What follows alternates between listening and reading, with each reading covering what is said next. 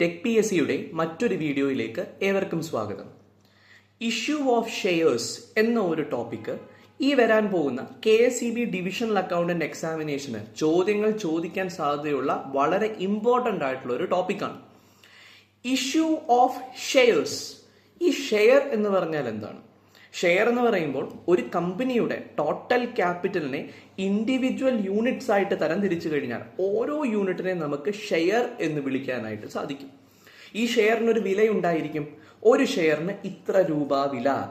ഇത്ര രൂപ എന്ന് പറയുന്നതാണ് ആ ഷെയറിന്റെ നോമിനൽ വാല്യൂ അഥവാ ഫേസ് വാല്യൂ എന്ന് പറയുന്നത്.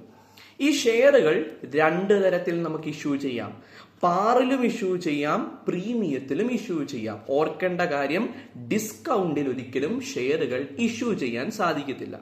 പാറിൽ ഇഷ്യൂ ചെയ്യുമ്പോഴുള്ള ജേർണൽ എൻട്രി, പ്രീമിയത്തിൽ ഇഷ്യൂ ചെയ്യുമ്പോഴുള്ള ജേർണൽ എൻട്രി, ഈ വക കാര്യങ്ങളൊക്കെ ക്വസ്റ്റ്യനിൽ ചോദിക്കാവുന്നതാണ്.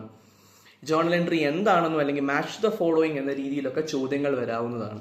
സോ ഈ ഒരു ടോപ്പിക്ക് വളരെ ഡീറ്റെയിൽഡ് ആയിട്ട് പഠിക്കുന്നതിനായി ടെക് പി എസ് സിയുടെ ഈ വരാൻ പോകുന്ന KSEB ഡിവിഷണൽ അക്കൗണ്ടന്റ് എക്സാമിനേഷൻ ബാച്ചിലേക്ക് ഏവരും ജോയിൻ ചെയ്യുക. Thank you.